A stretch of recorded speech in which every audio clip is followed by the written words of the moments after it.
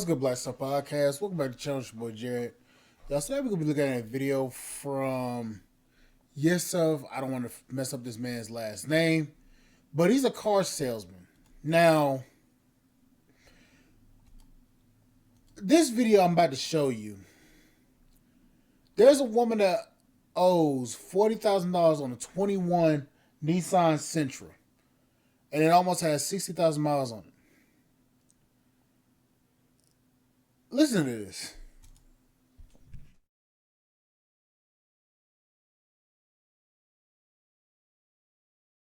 All right, guys, calling a customer on a 2021 Nissan Sentra.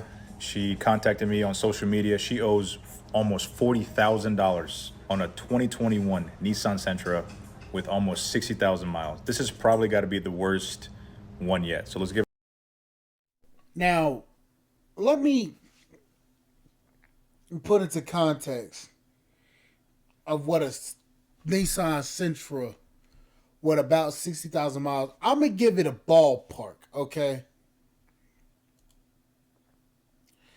Y'all are going to be like, what the hell? Now, I'm going to show you in my area. So, my zip code, I'm going to show you. You're going to be like, what the hell? Wait, they got to charge a pursuit for sale? Ooh, shit. Focus, Jared. Nissan Sentra.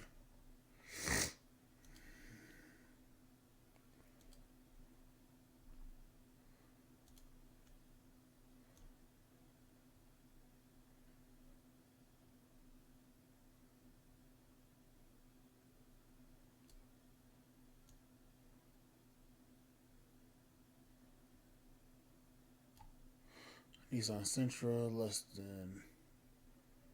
let's just say less than 60,000 miles. That car, and let's say it's a fully loaded one. Or is it a SR? Okay, whatever it is. SR, SV, whatever it's called. Now, the most expensive Nissan Versa in my area is less than 30,000. And that's with 0 miles. And that's a 2025 Nissan Sentra.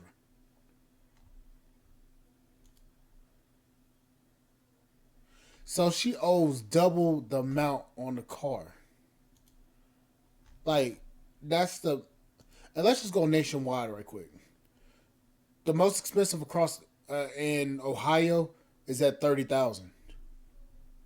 So how do you owe 40,000 on a Nissan Versa? Give her a call and see how I can help. Hello? Hey, how are you? This is Yusuf, the car dealer. Yes. So I'm calling about that 2021 Nissan Sentra that you sent me the information on Instagram. That you said you're trying to get out of it. You don't have a lot of money down. And I just want to kind of help me understand, how was this car 40,000? Did you roll over negative equity? Did you sell it for 40? Kind of help me understand that. Yeah, so I had went to this, it was like an open auction type of thing or something like that. I don't know what it is. It was just people they're from Florida, and they came down to Tampa with used cars, but that are basically relatively new, like newer, like year. And So she didn't go to a buy here, pay here. She didn't go to anything. She went to she bought a car from a parking lot. And they gave him a bad fucking deal. So she didn't even go through a reputable service. So basically she shot herself in the foot. And they just decided to, check my credit or whatever. And they decided to see if I got approved for it through my credit. And I guess they took out a loan, or I have no idea what happened. And they just took out a loan from Capital Auto Finance for $40,000. And now when I got the app and everything, and it showed up on my payments and stuff like that, it said that I'm projected to pay off the full $40,000 when the car, it says I have to pay 22 on the actual car. So I guess they added all that extra stuff. So you let them take out a loan in your name for $40,000, and they took that money and ran. So you're stuck paying off a loan to Capital One for 40 grand.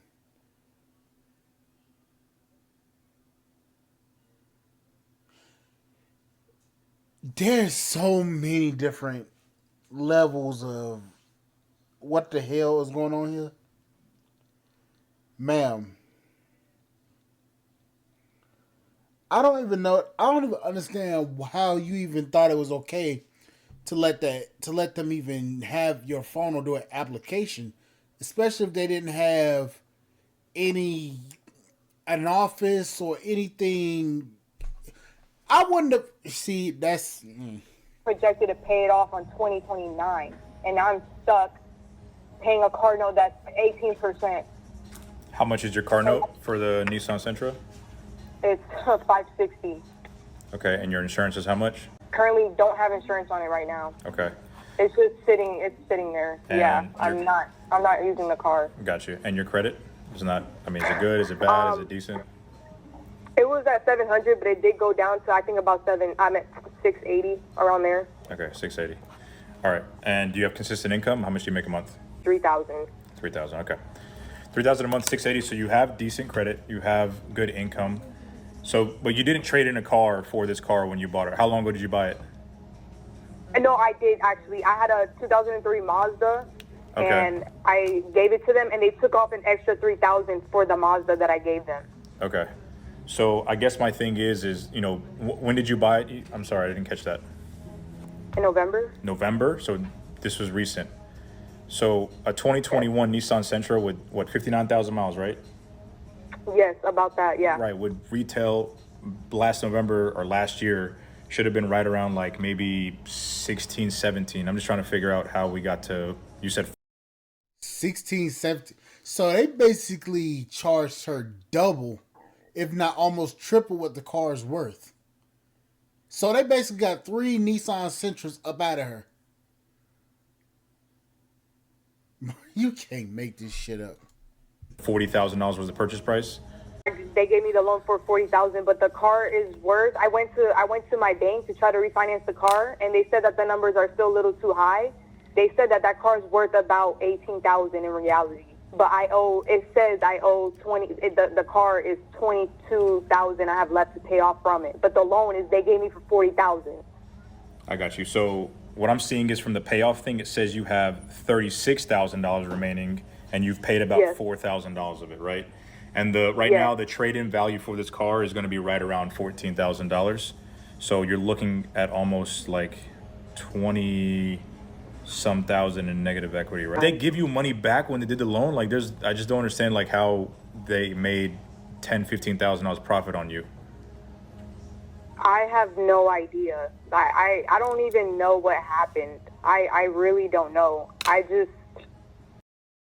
You don't know what happened, but how did this happen? You had to have signed some paperwork, because unless they just took the damn loan and ran, because at that point what? This makes no sense. At this point, I think I'm just gonna have to just call Capital and tell them to pick up the car. I don't even. Don't do that, because that's gonna fuck up your credit.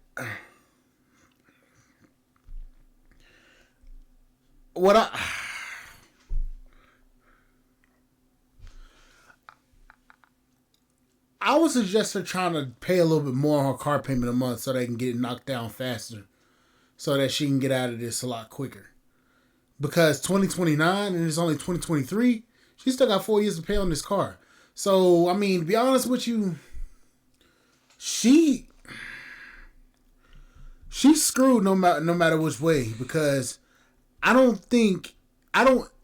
she's gonna be looked at as a risky lender, because she's gonna be looked at risky because she just bought the car in November and she's already paid. So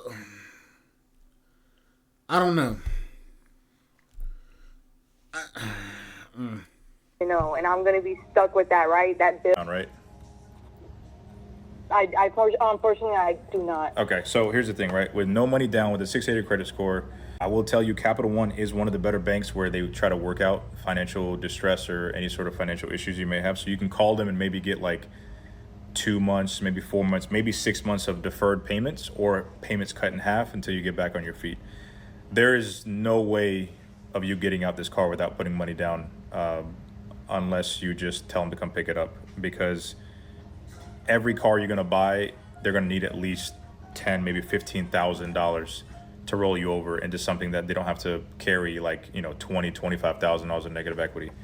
So I'm not gonna lie, this is probably the craziest deal I've seen, where a car that's worth 16, 17,000 was able to be sold and financed for $40,000. That's insane. This way out of this, yes, would be to return the car. Your credit will get hit. They will sell it at auction for like maybe 14, 15 grand. You'll owe the rest. You can make a payment plan with them. In the meantime, you can just buy a cash car and thug it out until your credit gets better, or you settle that account with them. I mean, how horrible is this in the long run for me? I understand this situation is, yeah, it is crazy, but I don't even know. I'm so young, like, I don't even know what the fuck happened. Like, How old are you? I'm 21. Okay. Now, if she would have said that she was like 28, 20 something, 28 or 30, I would have said she was dumb. But she's 21. So 2029, she's going to be 26 trying to pay off this car. She got stuck. She got stuck with a car that's not worth anything. And the bad part is, I can't say anything that's going to make it any better, because that's crazy. Jesus. So, And this is considered my first, actual, I thought I was doing, everything was going good, and I thought I could do something better for myself, and I don't know what they did, but they fucked me over, and now I'm stuck, and I'm like, I don't know.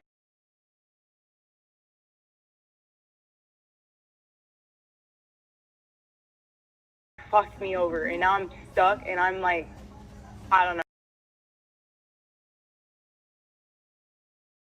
Okay, so it cuts out right here. I'm not sure if it's going.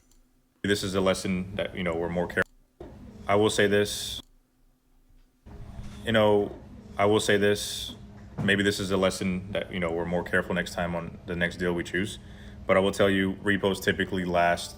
When it comes to buying a car, after 2 or 3 years, most banks will look past it, but it'll be on your credit for 5 to 7 years. Best bet, just get a cash car, ride it out until your credit gets better, and then it'll get better. So don't feel like you're stuck, right? Just you got to make a decision. You made a decision in the beginning. Now it's unfortunately the consequences, like giving it. It'll take some time, but you'll come out on top. Let's just recap this video. Please understand any contractual agreement you are entering, whether you are young, whether you are old, whether you are new to the game, whether you are an expert to the game. Situations like this can have major consequences. Just because you can get into a car for $500 down in the beginning doesn't mean it's going to necessarily be the best exit strategy for you 4 or 5 years down the road from now. Just because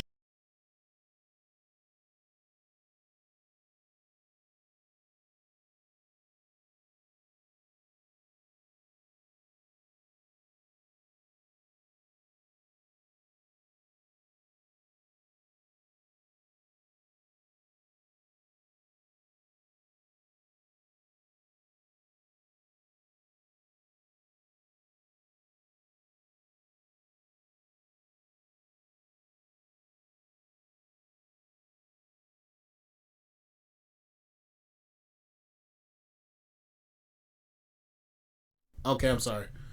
I was muted.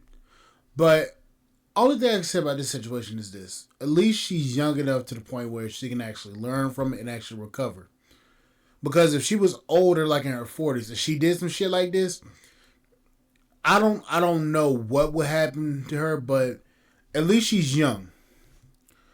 Only thing I can say is this. For her to pay a little bit more on her car payment a month so that they can knock that value down faster so that she doesn't have to worry about it.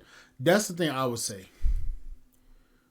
But me, I got stuck into a situation like that, and I kept trading cars, thinking that my payment was gonna go down. So right now, that's the reason why I'm stuck paying $800 fucking dollars a month because of that shit. So I've been where she is. So I'm gonna tell her from experience, just deal with it, pay a little bit more a month on your car payment, and get that payment get that loans value knocked down a lot more. Because 40K, and you already paid 4,000. You pay about $600-700 a month. I know it's gonna be expensive as hell, but $600 a month, be able to knock your loan down a lot further, and you ain't gonna have to worry about much. That's what I would That's what I would say for her. But if you're not in the finance office, if you don't have any paperwork or a desk or anything, or if it looks a little shisty, don't sign nothing. Don't do anything. Just walk out and leave. It may be the car that you want. It may be the car, maybe the spec, maybe everything that you want. But for the life, for the love of all things holy, just don't get stuck in a deal because you found a car that you like. It's the right color, the right smell of the interior, everything. Don't get put into a situation where you got to be paying damn near double or triple what the car's value is worth, especially if the car isn't even worth that. And I'm telling you from experience, don't do it. But anyways, guys, I want the gentlemen and ladies to actually comment down below to actually give a bit of advice to the younger crowd, the younger generation, especially younger than me, because I'm not going to say I'm a financially savvy person, but from what is going on in this story and the things that I've dealt with and been through, especially with my car, I'm coming with you from experience to not do that shit. So I know. But it just help out the younger generation, because we need some guidance, because these people out here nowadays are shiesty as hell trying to get deals on everything. But anyways, guys, like, share, subscribe, channel, support the podcast, and support.com. I will catch you guys on the flip side. Thank you guys for listening. Bye, guys.